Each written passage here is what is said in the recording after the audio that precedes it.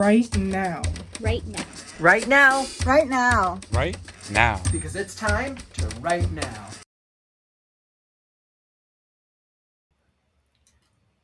All right, and we are live. Welcome everyone to the 43rd meeting of the ReadNow Writers Group, where we meet every single Wednesday at this time and we talk about whatever writing craziness is on our minds. Make sure to stick around for a little bit. We'll get some writing sprints in eventually if we can kind of get ourselves into the writing vibes. You know, as we were all just talking before the stream, we were talking about different styles of writing, and literally the perfect word came to mind that seems to be a pain point for a lot of writers in the online writing world. 2 words: Comic Sans.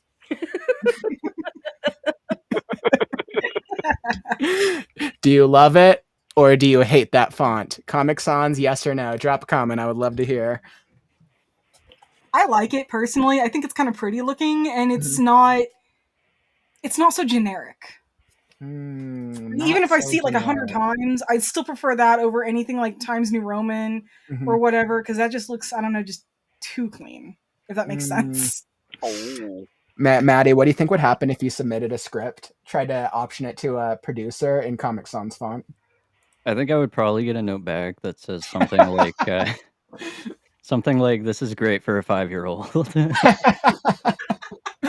well, you know what? At least if you get the note back, there's a plus side. You made an impression. This is true. Or you might never work in Hollywood again. Or you might get a thank you letter for a nice paperweight. Thanks for the doorstop. Yeah, I think it's great for little things, I think, professionally, not in a book. I wouldn't want to read a book printed in Comic Sans. I think that would make me insane, but I love using it as a highlight or part of a title or in a thought bubble or even in, I don't know, comic books, because I think that's why it's named that, because it's for comic strips, or it was popular for comic strips. I don't know, but yeah, I think I'm a serif girl myself. I love my serifs. You know what's interesting is when early on in the community, so early on in the early days of the live streams, I used Comic Sans font. So you guys all know I show the writing on screen when I'm writing, and I Googled in like the first 10 days. I was like, okay, what font do I put on screen? Because I didn't really care personally, but I'm like, if I'm putting it on screen for other people to watch, then I want them to be able to see it. Google said Comic Sans was the easiest font. So I was like, I think it was the first 100, 200 days of the streams, maybe 150, where the font on screen was always Comic Sans. And I kept getting people coming into the live streams being like, this is so unprofessional. I don't like that font. It's so immature. And then I was like, well, yeah, I guess I don't want people thinking about that with this dark fantasy where there's a lot of dark themes in there. So I took a poll and I did it across all social media. I want to say I got about 50 to 100 people responded to the different polls. And of the fonts I put out, Comic Sans, Montserrat, I was like, if I say that correctly, Arial, and I think I did Times as the fourth one, as an easy standard one. And everybody's favorite, at least in terms of this, was Montserrat, followed by Arial. Montserrat's a nice font. I like it too. And it's just different. And I kind of stuck with that. I kind of stuck with Montserrat. I'm like, yeah. I'm good with that. You're right. It does have to do with tone, though. I mean, if you had a playful, lighter context, then yeah, Comic Sans is great. I agree with Sol. It's nice. It's different. It's fun. But yeah, if you're dealing with serious matters, maybe, or contents, then maybe not so much. I know. Speaking of font, it's kind of funny. The only place in the world where you can go and see a conversation is a bunch of writers talking about fonts. What better font nerds? Font nerds. I was like, what better conversation, right, my friends? So let me just real quick welcome, as I play around with this, let me just real quick welcome everyone to the ReadNow Writers Group. We're here, we're talking, we're waking up, maybe a little caffeined out, maybe not enough coffee yet, but we would love to hear from you guys. Drop a comment, say hi. I'll try to throw up some polls, and if there's something that you want to talk about, if there's something on your mind, you're like, yo, you know what? I've been struggling writing, or you know what? The most random idea? Drop a comment. We want you to be a part of the conversation. Megan, ML, great to have both of you in here, and we'll see what's up. You guys know me, Kaufman. My spirit animal is dragon. All right, guys, that's the question. That's the intro question for the day. What's your spirit animal? Everyone knows mine's a dragon. All right, that's all. Popcorn. All right, JL. Hello, I'm JLD. I'm a published author of spicy romance. I'm shilling my book, A Summer with Persephone, for the romance contest next week. I really excited. Just hopefully you guys will choose me for the book club. And what's my spirit? My first totem animal was an owl. I have several, but my I love owls. favorite is an owl. Yeah, and I relate to them. I love them. I collect them. I have owls from all over the world, and they're it's also the logo for my publishing company. Ooh, so exciting, Joe. The owl. I love that. I'm actually curious what collection of animals we have here. And let's see, popcorn. All right, Soul, you're up. So everyone knows me as Chat Soul. Right now, I'm working on a new romance story. I actually read the first draft of what I'm doing for the contest to another writing group. They loved it and they want me to continue it. So I'm trying to do that. My spirit animal is a snow leopard, so. Oh, I love that. So we got an owl, a snow leopard, and a dragon. All right, we're getting the setup to a joke. And all right, Maddie, you're up. Hi, screenwriter. No new news for me, really. Pretty unproductive. My spirit animal is probably spider. I like to sit in corners a lot. Oh, that's kind of cool, actually. That's kind of cool. I feel like we never get insects as spirit animals as well. That's actually really cool. Makes me think I need to have like a cool insect in my world, Maddie. I've met people who had a grasshopper. Grasshopper would be cool. Grasshoppers are known for being lucky, right? So that would probably be a luckier one. And Calvin. Hey guys. Hey guys, it's Calvin. Just letting everyone know my book, The Storm Chronicles: The Tyrus Campaign, is still set to come out next month on May 15th, Kaufman's birthday. And my spirit. Woo! So exciting! And my that's for you, Calvin. And my spirit animal is a fox. Ooh, what the fox say? I love that. I know. I keep saying that now because one of the characters I created the character in my book, and the character is like very, very kooky.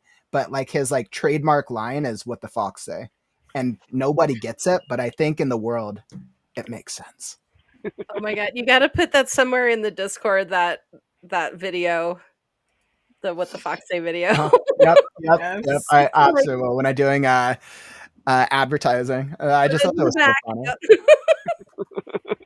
Oh man, and I would love to hear from the chat. So I posted up the question of Comic Sans, yes or no. It looks like we got 67% yes. So it looks like people kind of like Comic Sans. Okay. The ones who are hanging out with us, 67% yes, based on our couple votes. So I'm curious, what spirit animals do all you have? What is your spirit animal? I feel like we have the setup to a joke, right? So we got a dragon, an owl, a snow leopard, a spider, and a Fox. What the fox say? Walk into a bar. What happens next? Well, you think it's crazy they walk into a bar. If they see the bar, they shouldn't have walked into it. I'll be here all week. Oh man, am I the only one who writes animals in their books? No, I know. So you write animals in your books too, don't you? Yeah. Do the rest of you guys write animals at all? I do mostly contemporary romance. I've got two sci-fi kind of stories. Oh, does a werewolf count? I mean, so I'll let you say yeah or nay. Is a werewolf an animal? Technically, even humans are animals, but yeah, werewolf would be considered an animal. Good point. We're all animals. He's in wolf form not half, but maybe a third of the book. So, and she Oh doesn't. yeah, no, definitely animal then. Yeah, so when she sees him in the forest, it's just a wolf to her. So I guess so. Yeah. Honestly, one of my favorite characters I'm still waiting for my werewolf is dragon actually to pretty show up. similar to a werewolf. It was the first original character I made for a fan fiction. They actually spend like the majority of the fan fiction in like a hybrid state. So Ooh. yeah, the guy is complete. He's a giant anxious cat. So I have a question. Is that considered, because I've heard like lichen, the term lichen, and when I think of lichens, I think of that half man, half wolf phase where they're upright. And when I think of wolf, then the wolf form to me is on all fours, and then the werewolf man is the human. You know, of course he's hot and he's muscular. the werewolf is like the big bearish looking wolf guy.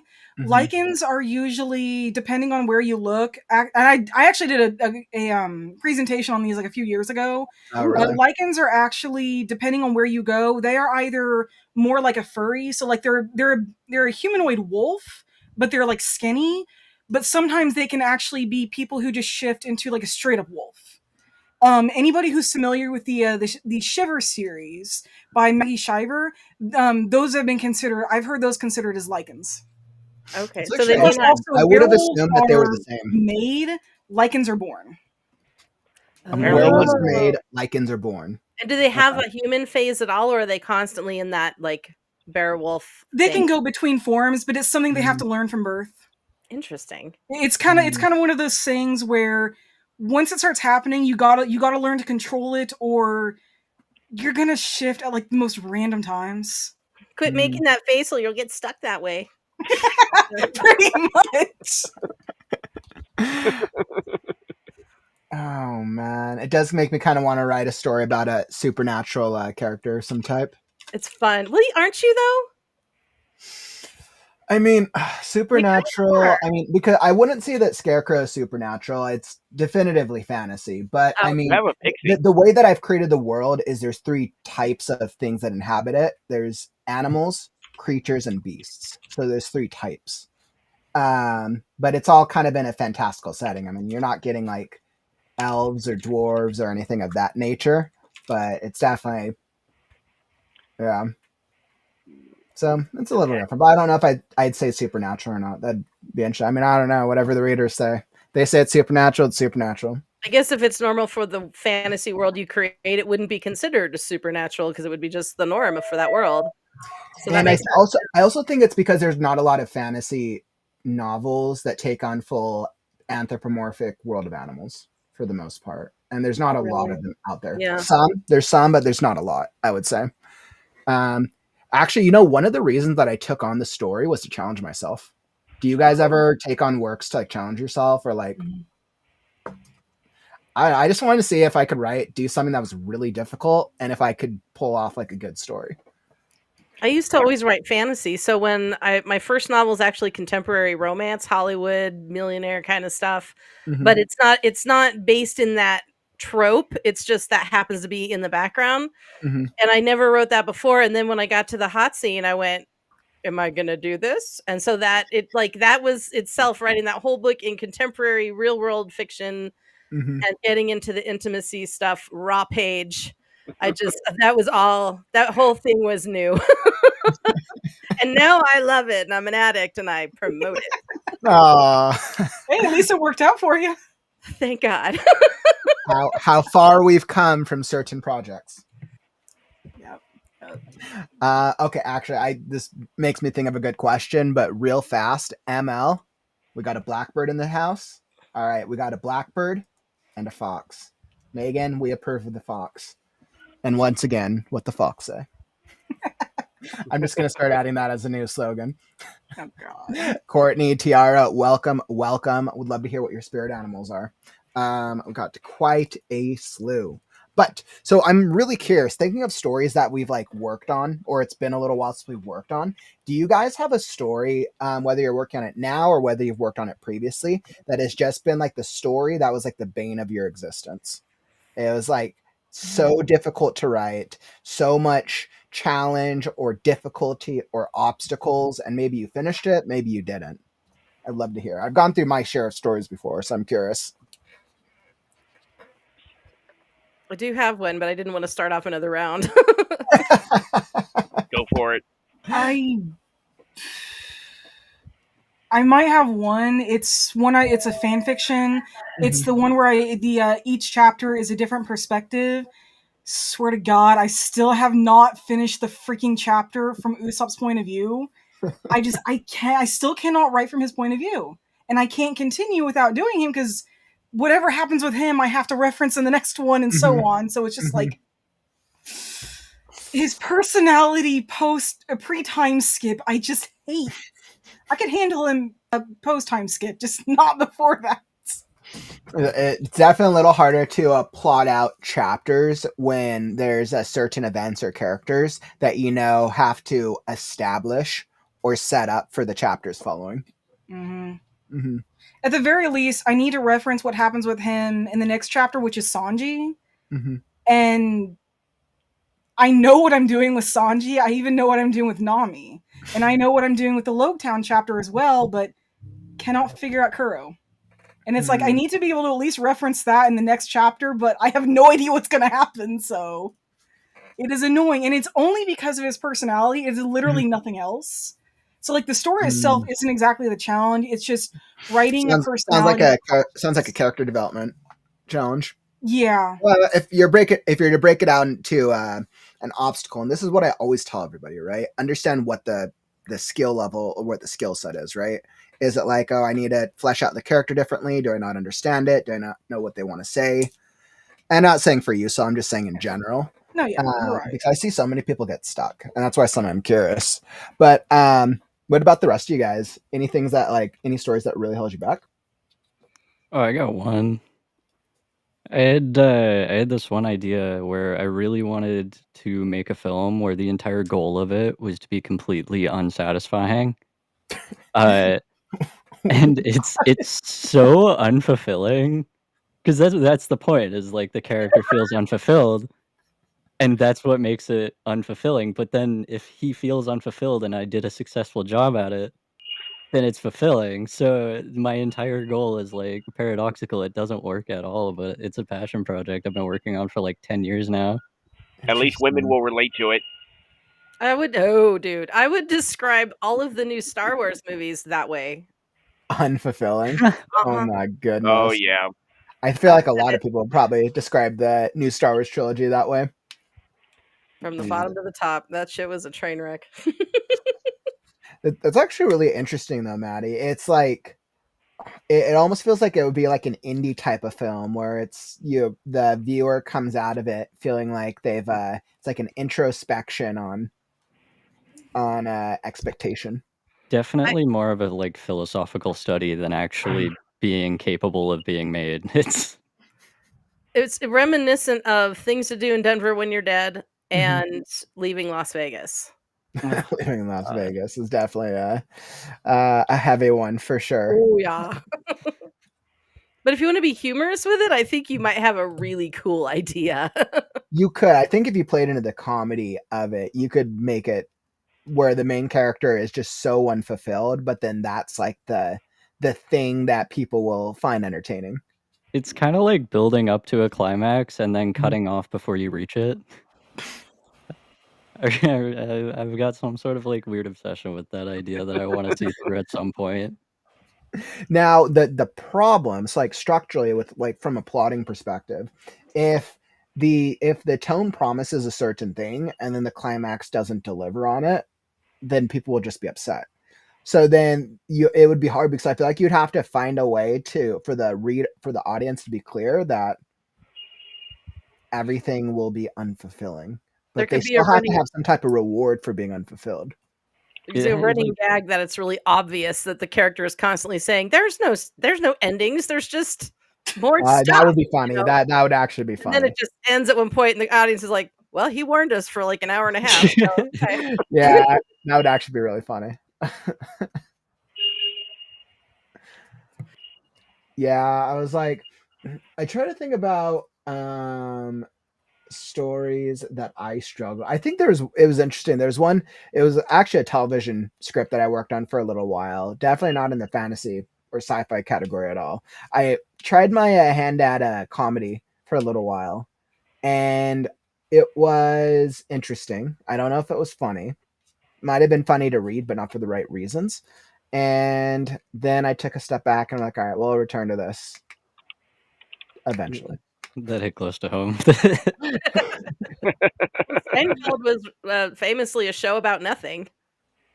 Yeah. That's how they pitched it. That's what they did, and their ending made everybody angry because they were like, "We told you for how many seasons?" Wait, which show? Seinfeld. Seinfeld. I've only ever seen like a few episodes from Seinfeld. Oh my gosh. Well, I have one that is still haunting me, and I guess you could call it shelved because I have other ideas now that are more exciting to me. But like Okay. this, so I was doing a series of Greek myths, and I started with this one. It's a Pantheon series. This is Okay. Hades and Persephone. The next one I started working on, I had a great idea, I had it all laid out in my little head. I was so excited, and it's the story of Medusa. I even did the cover for it. It's saving Medusa. And I'm like, This is great.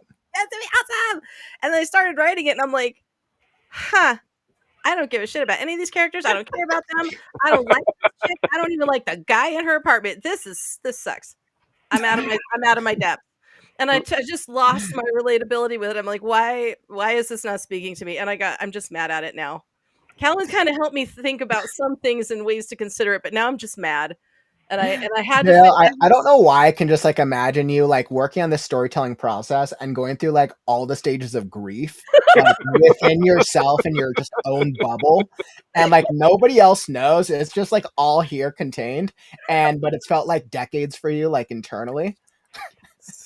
And then the story you come up with and you're like, garbage, burn it, and you just never touch it again. Oh man. delete. Delete.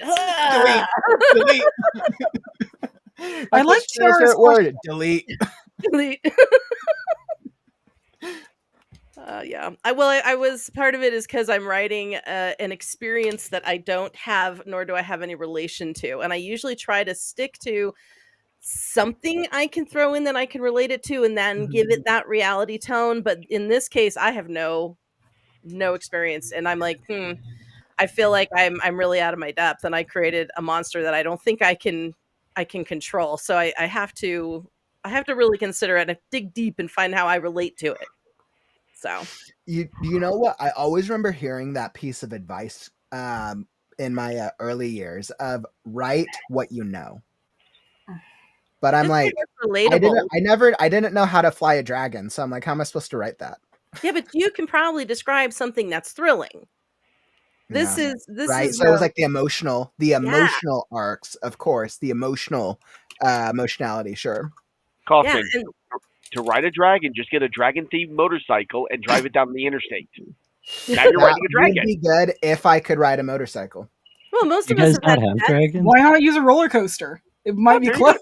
All right, roller coaster might work. We have a dragon roller coaster out here. You can come ride that. All right, there we go. I'll be like, all right, where the dragon roller coasters at? I just want to feel like I'm riding a real dragon. Yeah, well, and we've all had pets, most of us have, and you can relate to having like a dog match. If your dog could talk, how cool that would be. That could be a dragon. So I mean, there's ways to relate to things, but this was something so out of my depth. It was basically it's a paraplegic, is what she is, and that's how I was getting through Medusa. Oof, Medusa's in snake form, right? Because like in her myth, she's turned into a gorgon. And so I thought, how do I get that so that she's sort of disabled in a way? And I thought paraplegic, she's in a wheelchair, she's kind of wheeling through her apartment. So that's how I was paralleling that. And then I thought, honestly, what concerned me the most is I was afraid I was going to get into territory that was not relatable for people in that situation. And maybe I'd start hurting their feelings or saying the wrong things. Or it's hard when writing characters with disabilities or things that you yourself don't have that worldview. It's possible. It is possible. But I mean, I think there's another level of research, because then you're going to have people reading it and they're like, hey, this isn't true.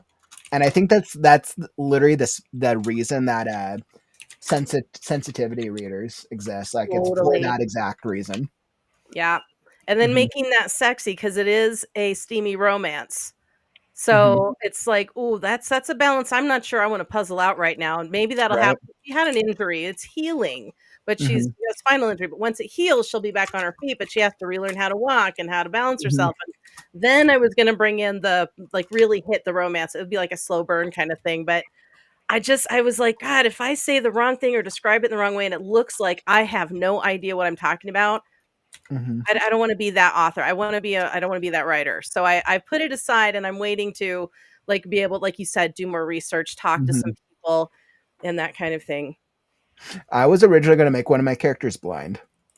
Oh, Blinded by magic, blinded through a course of their journey. And when I was developing one of these, a supporting character, and because I was like, okay, well, I'll go like the badass blind look. But then I remember getting a lot of feedback at the time of being like, okay, well, it's a thing that fantasy writers will do where they'll give a character disability and then play it away with magic that creates a certain frustration for with real disabilities, right? sure.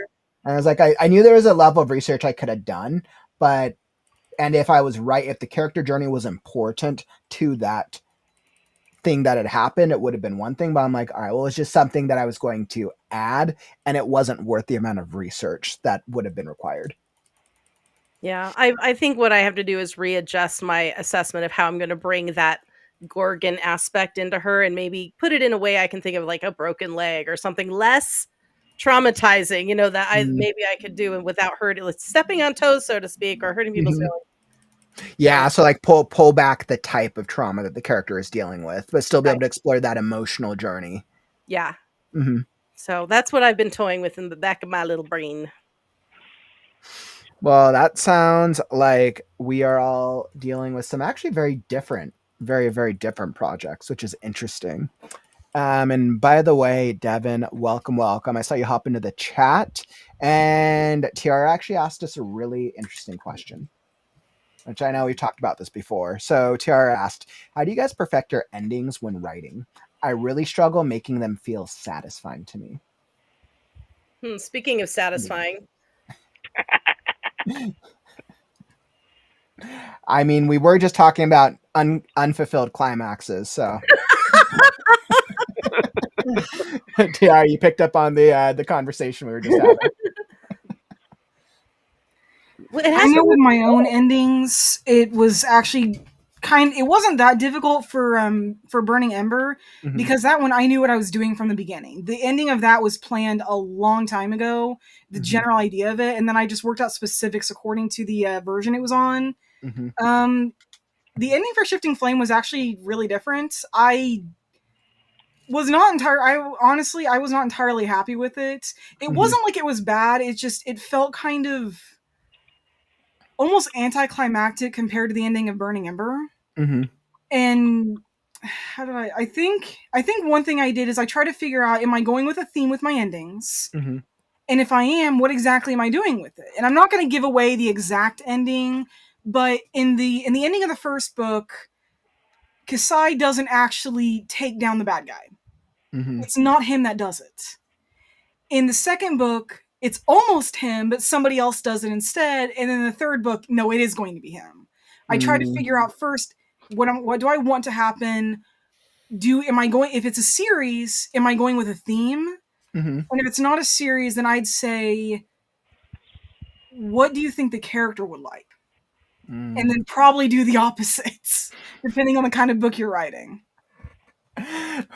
Just do the exact opposite so the reader's not expecting it.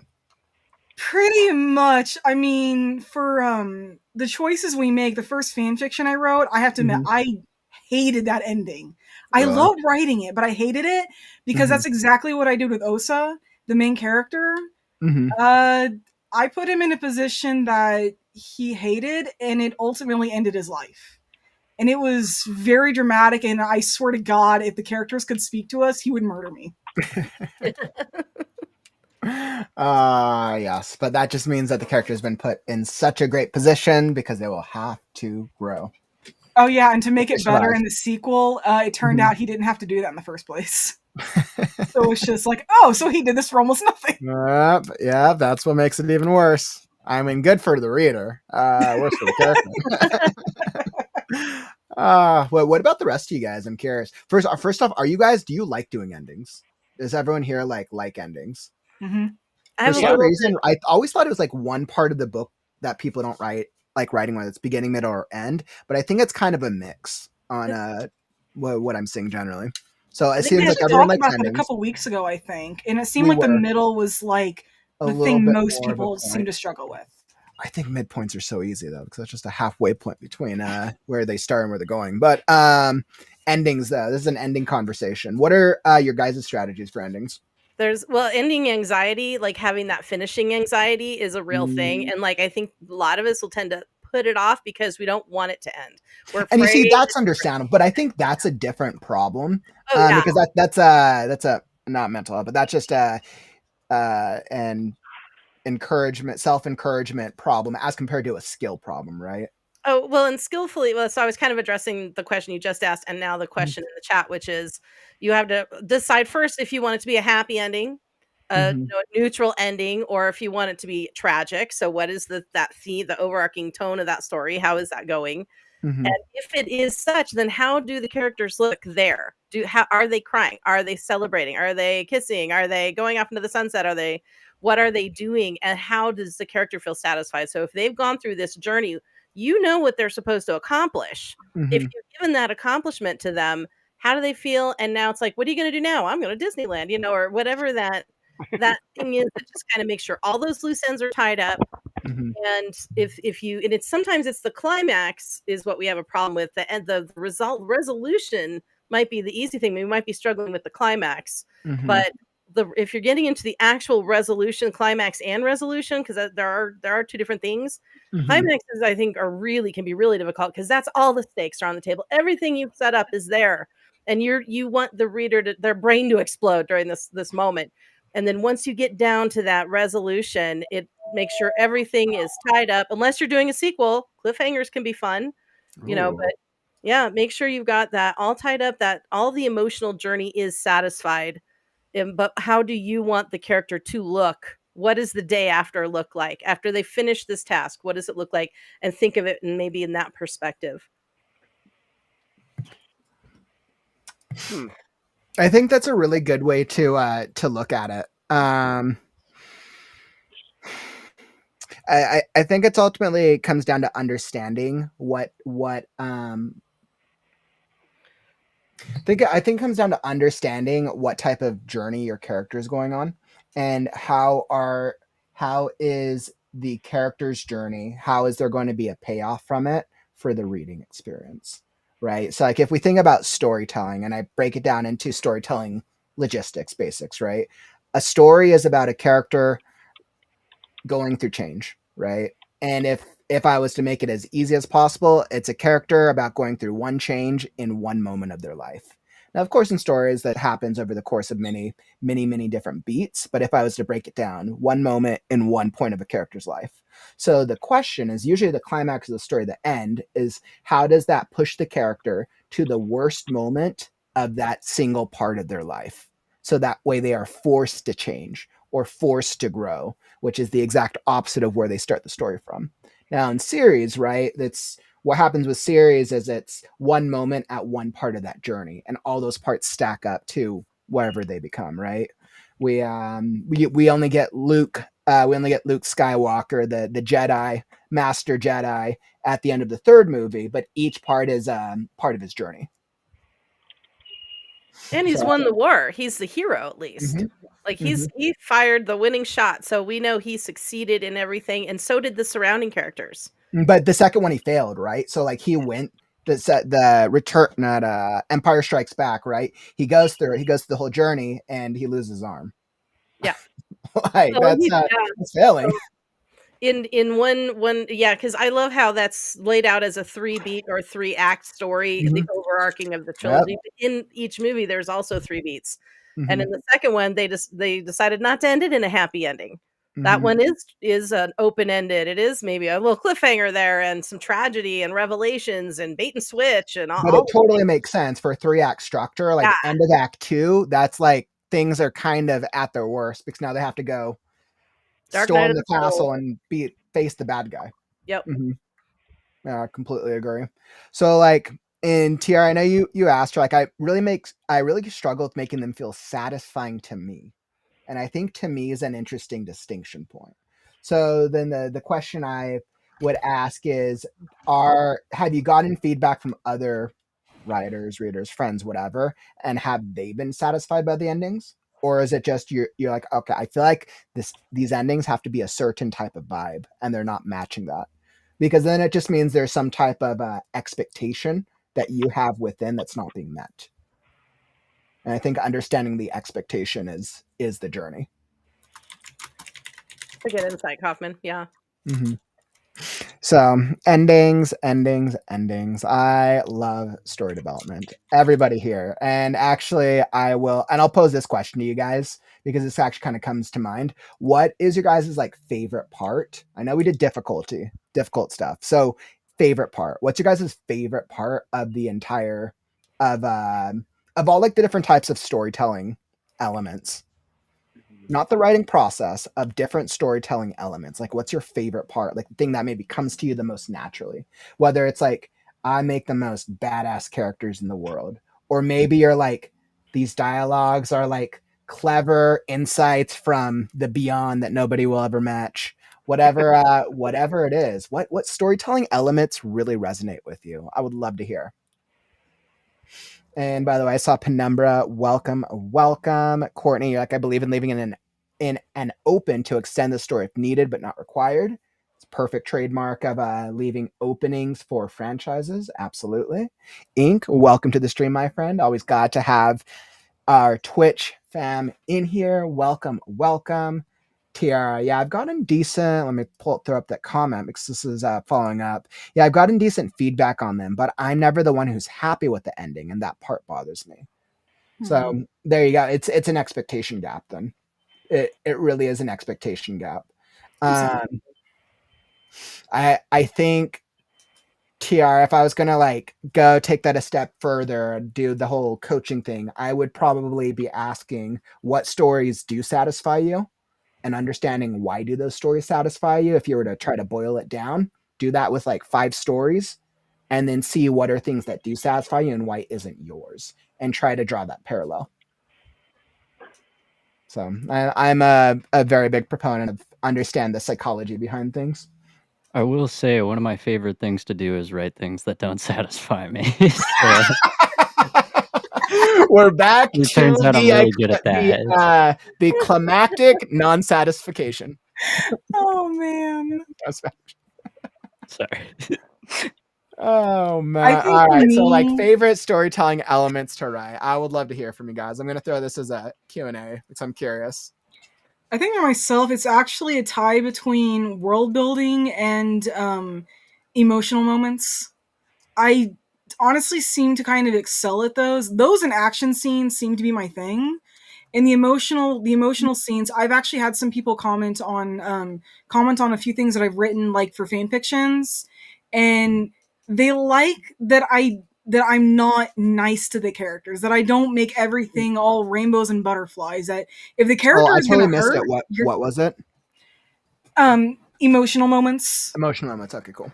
Yeah, they like that I don't sugarcoat things. If the character is going to hurt, you're going to know it and you're going to feel it. That's a good thing. So do you think that's probably why you're so adept with your fight scenes? Potentially. I think my fight scenes are mainly because I watch way too much One Piece. I watch way too much One Piece and other cartoons, so I get to actually see what it looks like with exaggerated fight moves. Mm-hmm. But with emotional scenes, I think part of it is just simply myself. I'm just better with emotional stuff. And then you said about like looking at stories that would like that you like the endings of. Mm-hmm. I've actually picked up on that myself with the different fan fictions I read. Mm-hmm. All of them kind of follow the same kind of pattern.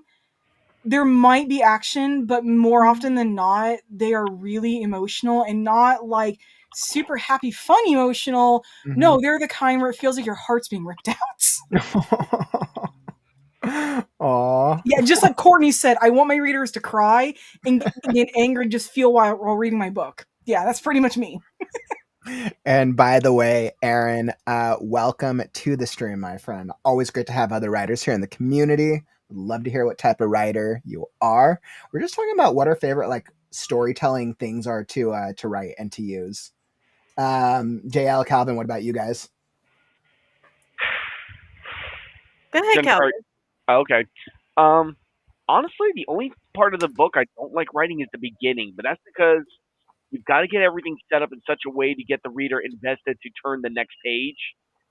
And I think that sometimes is my most sad part. That's where I suffer the most is like getting them like, okay, I got them to pick up the book. Now I got to get them to open it, read the first page, and go to the second page, and go to the third page. If you get someone hooked by the third or fourth page, you know they're going to most likely finish the book. Unless, to be honest, you just screw up something in the middle that's so much like that's it. I'm burning this book. I'm never picking it up ever again. Oh God! But I mean, I guess technically you made them feel something. Whether that's something you want is the real question. Then they're going to your Amazon page to write negative 10-star review, worst garbage I've ever written, and you get like 10 paragraphs about how it's the worst thing ever. And my response would be like, "Thank you for reading my book. I appreciate your feedback." Thanks for the page reads on Kindle, buddy. I still got paid. You know what? I actually totally resonate with Ink's comment over here. Like finding a way to puzzle things together. That resonates with me because I have always loved, at least for cinema, like film, TV, I've always loved those types of things that make you like think. I loved Inception. I love that movie where they take you on a journey and you have to go through this whole journey. So with my storytelling, the thing that I love is creating I think it might be plotting. I think it's creating a plot that subverts expectations in a way that's rewarding to the reading experience. And I think that's just what I love. And that's probably one of the reasons that Game of Thrones resonated with me so much. Personally. Oh my God.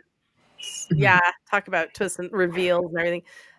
My favorite thing, honestly, is dialogue. I love writing dialogue. I think most that's of awesome. Yeah, I should get your help sometimes. Like dialogue isn't it? I wouldn't say dialogue's like my weakest thing, but it's not I wouldn't say it's my strongest. I have to hold myself back, and I get a lot of compliments on the dialogue. I've had a review agent, I guess.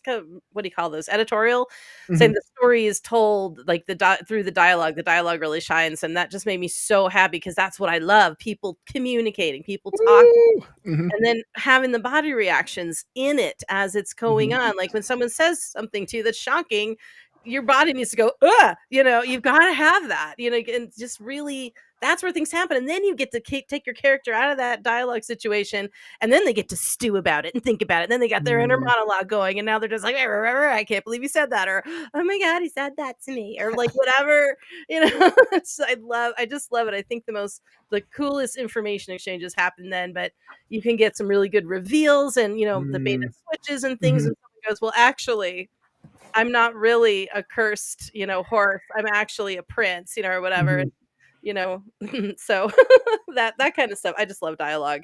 Yeah, I'm really curious because I know with the critique stream, I've done almost 200 stories on the stream. And I think one of the ones that a lot of writers struggle with the most is probably dialogue.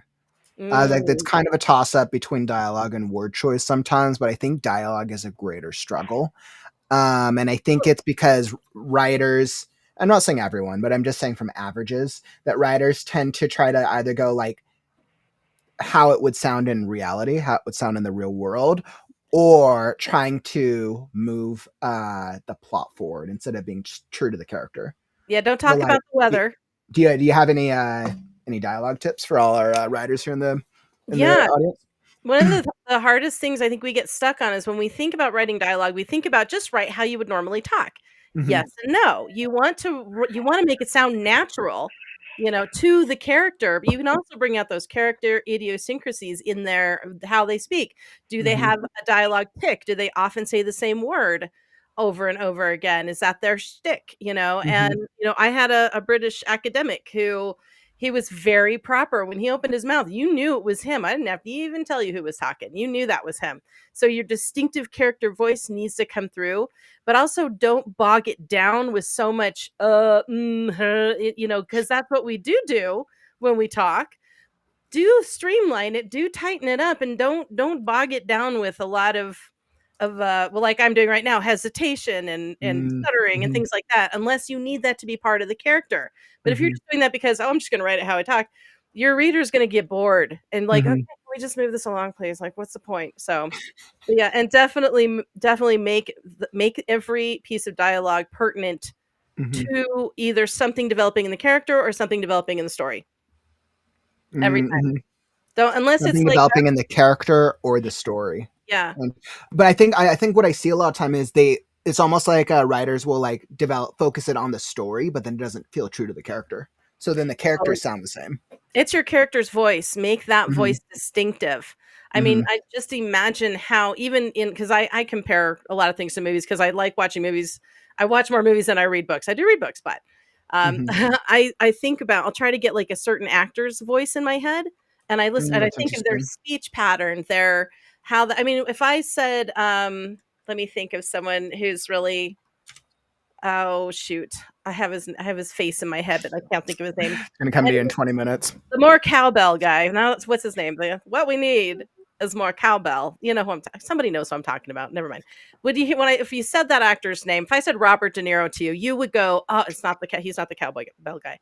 If you don't know what I'm talking about, I weep for you. But Robert De Niro, you can hear his voice, you can hear his pattern, you can hear where he hit pauses, how he emphasizes words. You can take that and insert it into a character and go, okay, this is going to help me with that voice. So when you could do the same thing. So okay, so you really like to get like a specific, like get someone in mind, like a personnel, which I love. This is some awesome character development.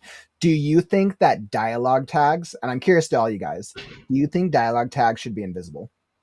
No. Christopher Walken, thank you, Mary. Because that's who it was. Christopher Walken, yeah, no, that makes sense. Christopher Walken's good. I just looked it up too. Oh, thank you, Calvin. I was losing my mind. I hate when I have brain farts like that. It's very frustrating.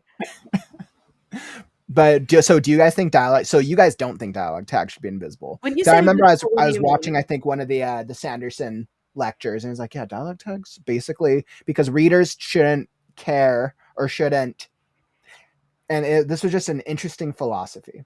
If a character says something, if a character quote exclaims, a quote does the thing, the tag is really just supporting the dialogue itself with an action.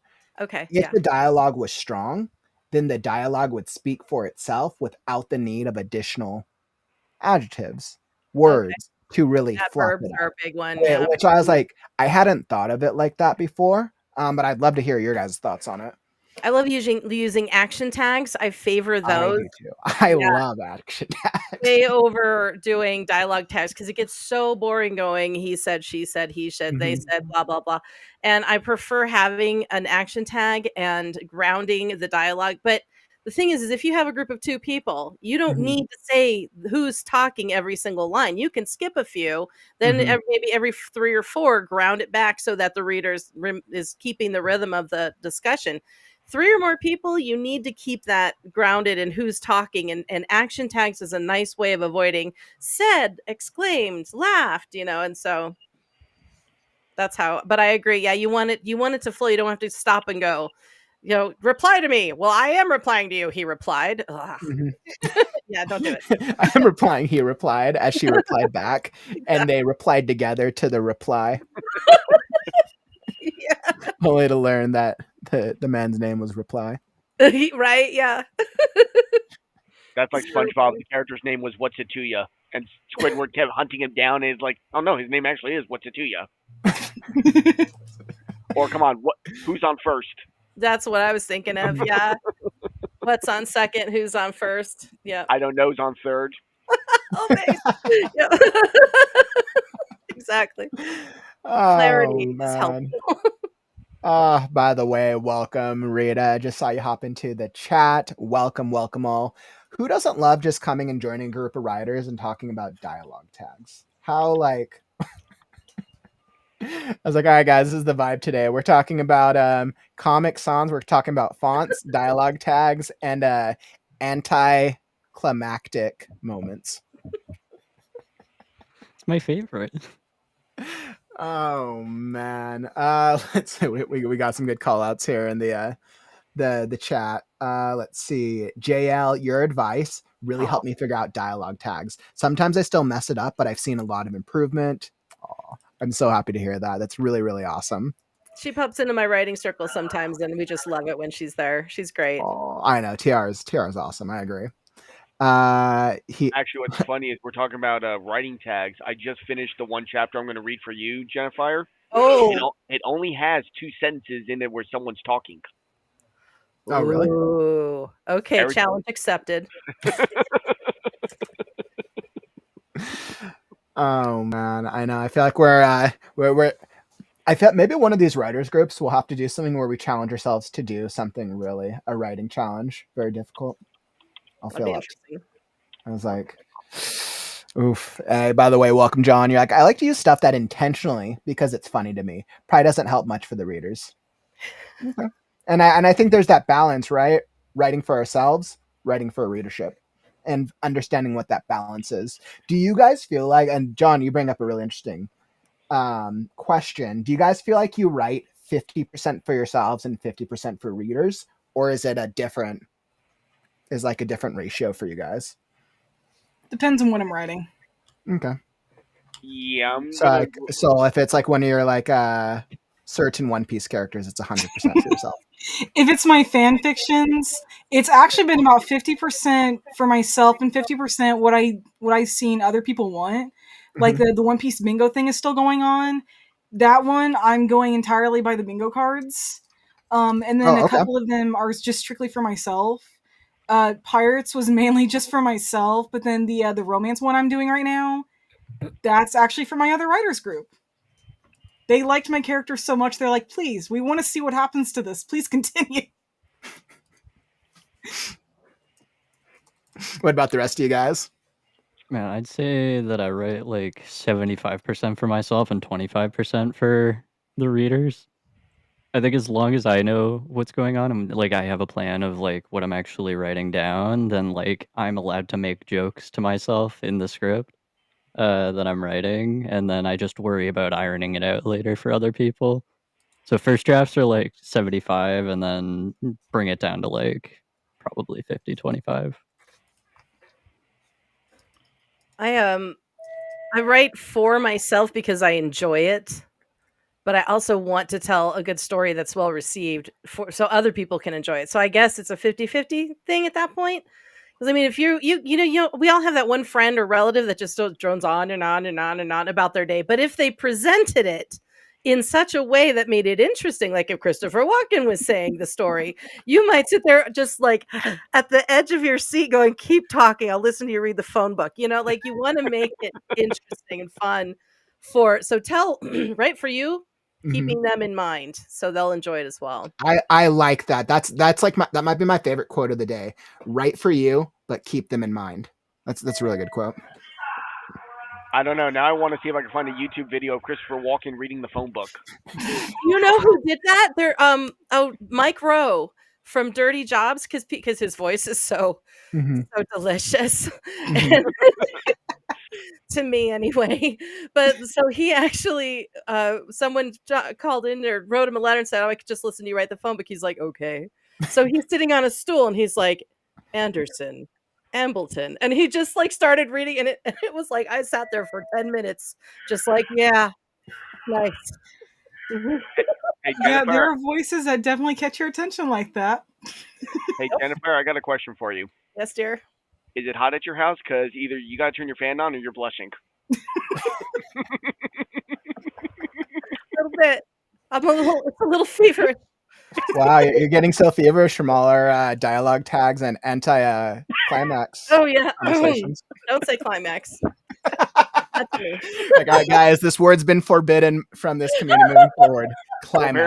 Apparently, You're no longer to have a climax in your story. Oh This is my kind of party. Dad Kaufman, no. I was gonna say that'll make Maddie happy. That's what he's been going for all night. Maddie's like, I finally have the master story. It's taken 20 years.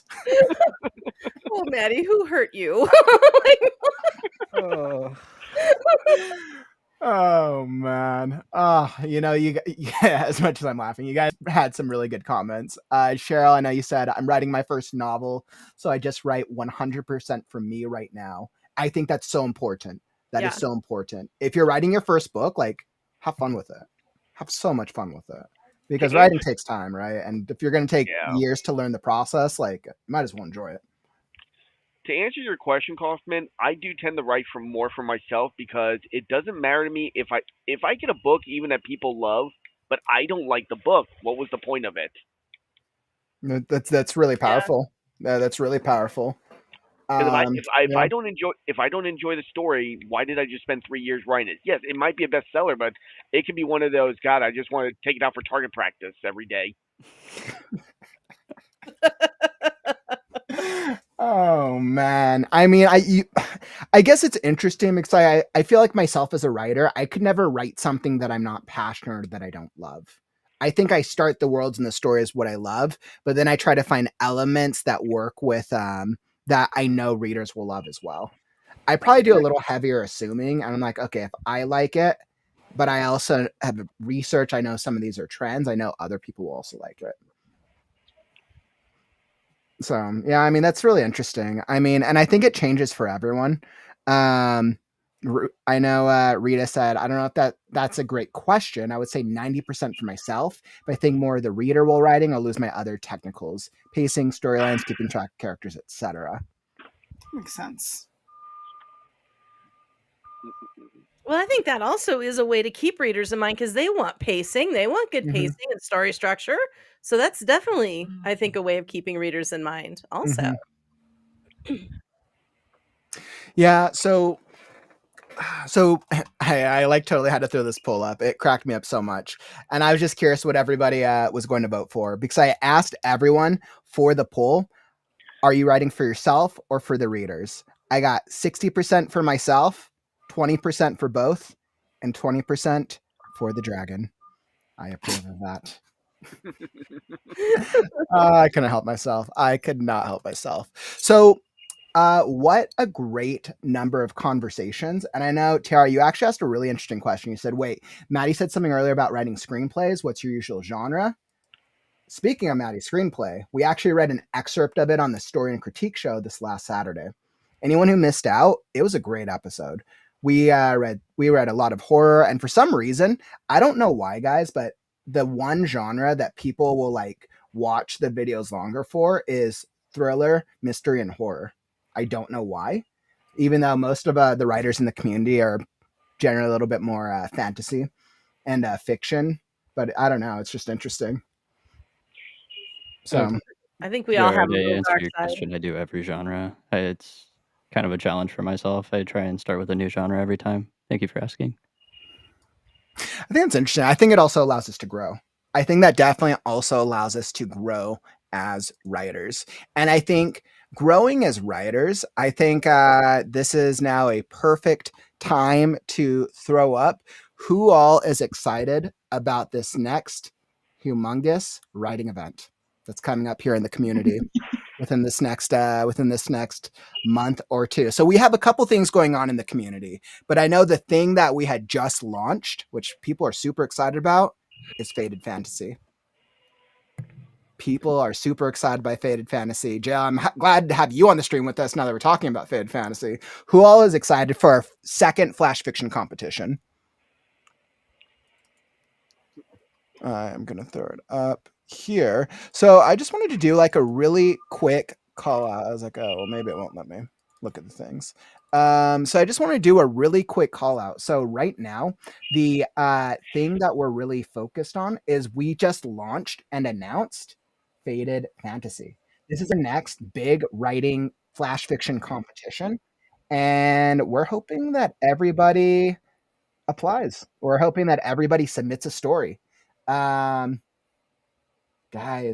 Soul, JL, how have you guys seen a lot of enthusiasm in the community? I have. Oh yeah. Just a little bit. For anybody who's wanting to write fantasy, romance, those are like the genres. We got a whole thing. You got the anthology. We got Mr. Crow. I'm very curious to see Mr. Crow come to life. It is an excellent, excellent thing. So we got Faded Fantasy. We just dropped the rules and the book and the guideline today. So anybody who wants is like, in a perfect world, Kaufman always has these things ready. So Here we go. So we just dropped the full-on competition guidelines today. This walks through the entire contest. This is going to walk through the mission statement, the prizes, right? You're going to be able to win gift cards and awards and recognition. And this is going to be quite an experience. So make sure that if you want to partake in the competition, it's linked down in the YouTube description down below. So it's going to be a very, very nice experience. And Cheryl, you asked, oh, nice, is there a submission fee? And I'm like, nope, it is absolutely free. Because our goal with Faded Fantasy and with a lot of the events that we do in the community is to give writers more opportunities to write, more opportunities to receive recognition for their writing. So I think it will be my goal to always be able to retain a free element of a lot of our major writing events, so that way writers have more options. So definitely throwing that out there. And then with Faded Fantasy, so I know we just opened up submissions for Faded Fantasy. We also this week have the ReadNow book club. And I know next month is, so this month is sci-fi month. Next month is romance month. Yes. And I know JL is like our romance writer here. And so you're working on some romance too, aren't you? I'm starting to work on a romance novel now. Yeah. Mm-hmm. So right now, for anybody who's not part of the ReadNow book club, essentially what we're doing is this Saturday is going to be our live discussion for Mythic, which is the book for our sci-fi month, which is going to be super cool. And right now, I was like, we are currently recommending books for anybody who's a romance reader. What book do you want to read for May? We would love to hear everybody's recommendations. We want all of the recommendations. I was like, here we go. I'll just throw this up. So our book for May is romance. I was like, that's not right screen. One of these screens. And if you want to read romance and you want to like recommend a book, submit now. Everything's linked down in the description. All you can do is just throw up a book recommendation and all that jazz. JL, are you excited for Romance Month? Oh, if I get picked, yeah. I'm not gonna lie. So I know romance isn't one that I've done in a little while, so it'll be like a good learning experience. It'll be like a good refresher.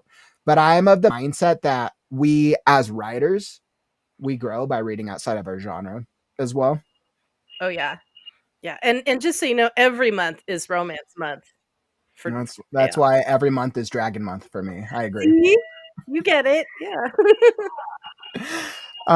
Man. So I just wanted to do a quick couple shout outs for that. I wanted to do a quick couple shout outs for that. And then real fast.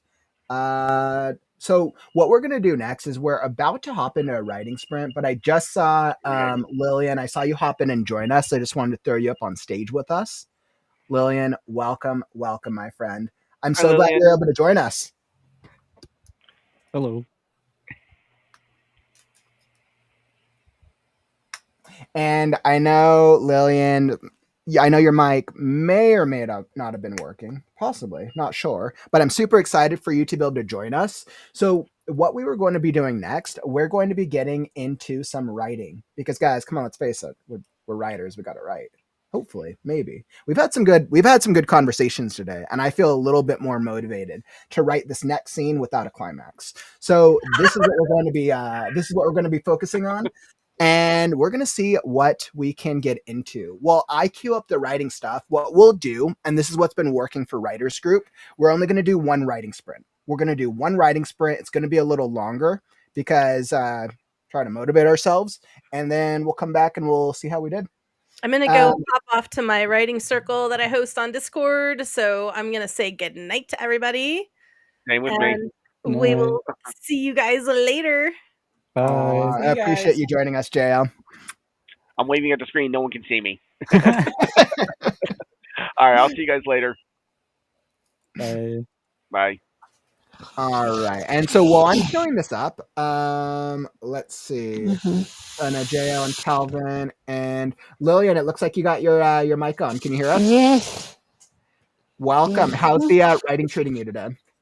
Pretty good. I got a couple pages done, which was nice. That's really good. That's good that you've actually been able to make some progress. I feel like I've been too busy to write. Oh, Well, you're man. winning a contest. Well, you kind of caught us right as we're about to pivot into a reading sprint, but Yay. I love that you're joining us. So we're all going to be able to get some writing together. Yeah. What is, I'd love to hear, while I'm setting this up, what are you guys going to be working on today? Working on my fan fiction. Okay. My entry for the Faded Fantasy. Ooh, that's exciting. Faded fantasy entry. Like, well, we got some time. You got some time to develop, to write, to craft it. Definitely looking forward. All right. And Maddie, what about you? What you got on your docket? Today I have to come up with the climax, ironically, for sort of a psychosexual thriller I'm working on. So that's what I'm going to be working on right now. There's that word again. I guess it's ironic that you're working on what you didn't want to work on. It's my favorite thing ever. I love irony. Oh man. All right. So I think I got, let's see, make sure. There we go. All right. I got my slideshow going and we are set. Okay. So everybody come join us for a writing sprint. Let's try to be productive, right? This is Writers Group. We talk about writing and then try to get some writing in. And I think I am all queued up over here. So come join us. Come write with us. Whether you are brainstorming, writing, editing, revising, procrastinating, or maybe you're just looking for some inspiration. Come join us because it's time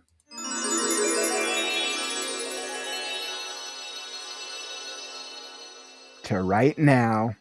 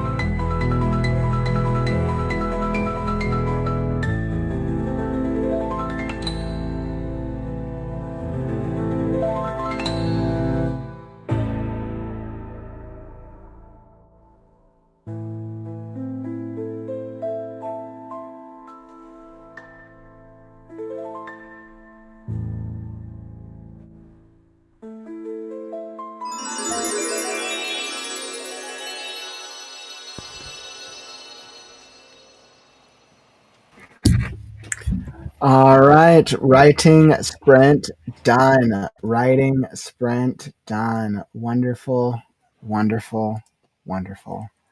How did it treat you guys? Were you able to get some work done on your writing? Hopefully, maybe just a little. If you're in the chat, hopefully you're able to get some words done. Hopefully you got some ideas, some motivation, some strategies, or maybe a little something in between. Man, I'm kind of doing some planning right now, so I didn't really get writing done. I had a plan on my part. What about you guys? Relatively productive.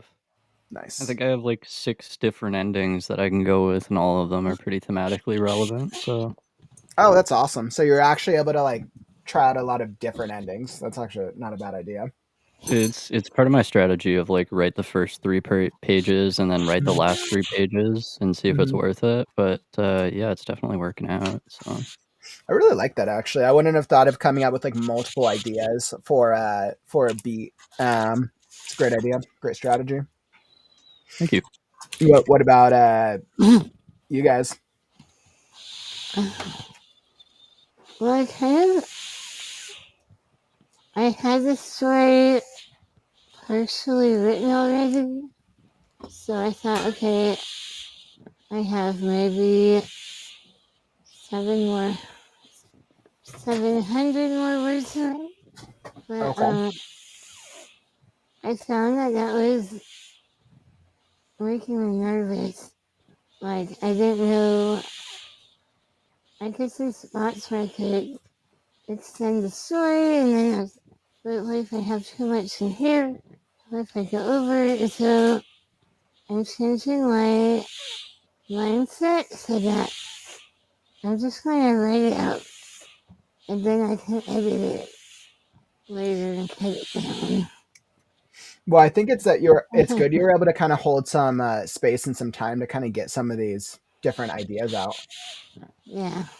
And it sounds like you're making some progress. I mean, everybody's mind, and anybody who's participating in Faded Fantasy, I know their mind's like what stories they're gonna write.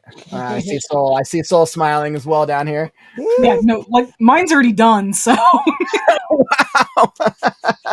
I bet you we came up with the idea on day one. So I was like, all right, done an hour. All right, next no, I competition. mean, honestly, you're actually not wrong. By the end of the day, I knew what I was doing, and then by the end of by 3 o'clock yesterday, I was already finished.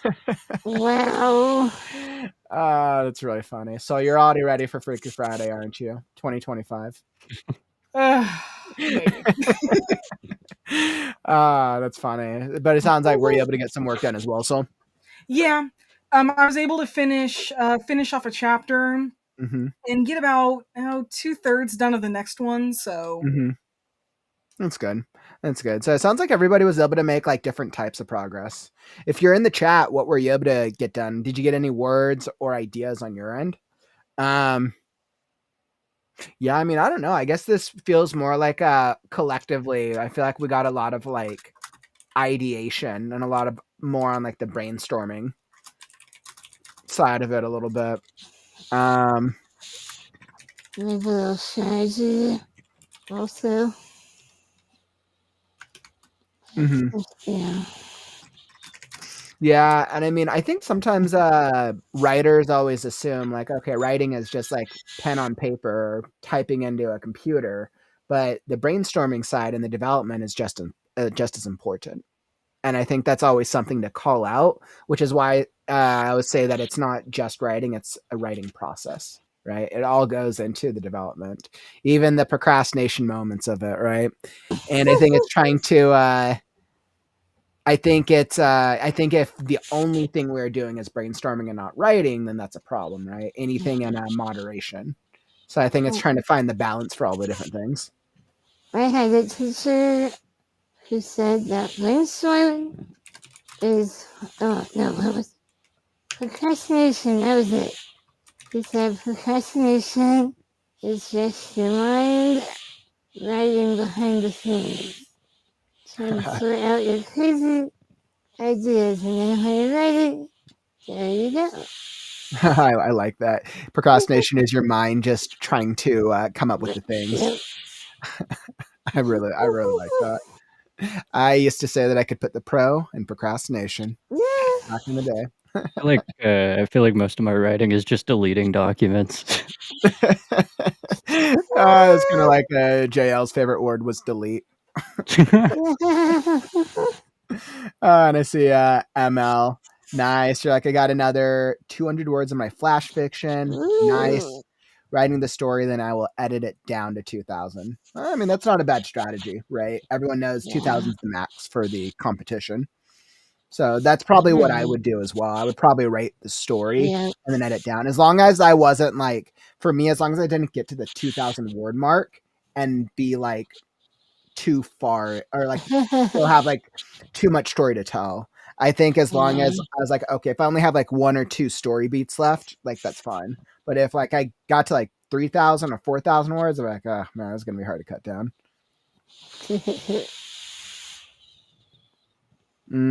Courtney, yeah. I remember Adrian was talking about that on our. I think Adrian joined us 2 weeks ago, 1 or 2 weeks ago, when we were talking about the idea of a zero draft. I think especially for flash fiction, right, where you kind of it's almost like a brainstorm outline in a way, but it's kind of like writing the zero draft. I'd never thought of it like that, but I thought it was interesting. It does make sense. Mm-hmm. Yeah.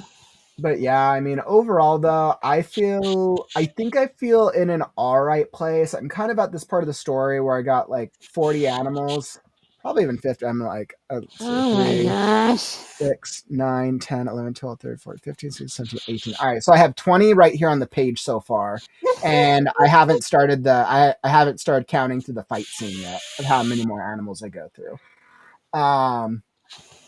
So, man, I got like 40 animals probably throughout this like entire story arc, which is about 7, 8 chapters worth.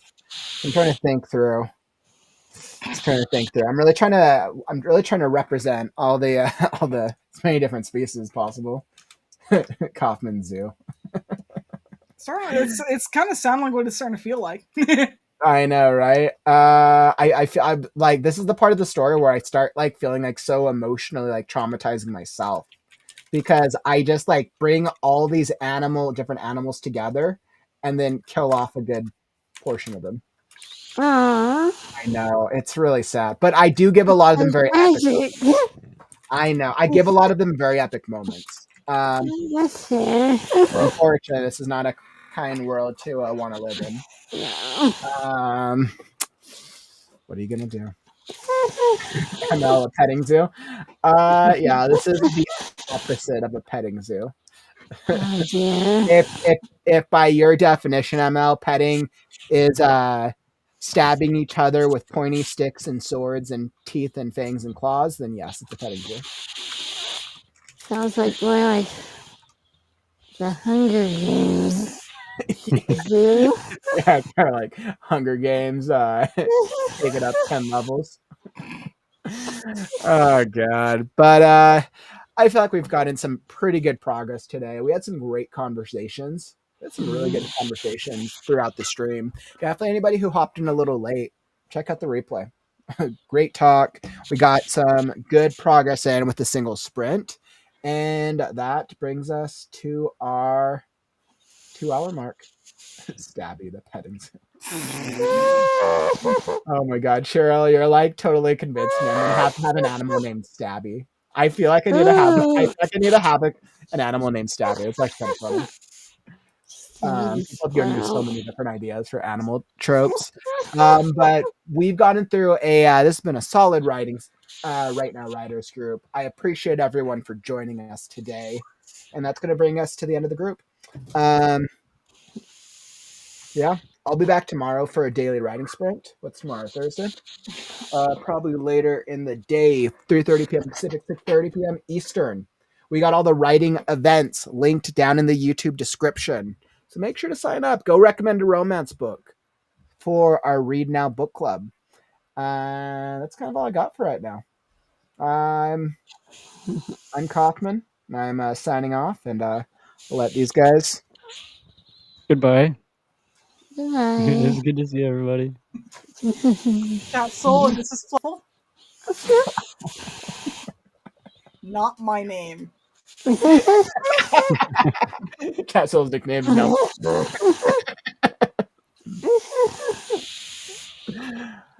All right, my friends. Thanks everyone for joining us, and we'll catch you next Wednesday, same time, same place for the Right Now Writers Group.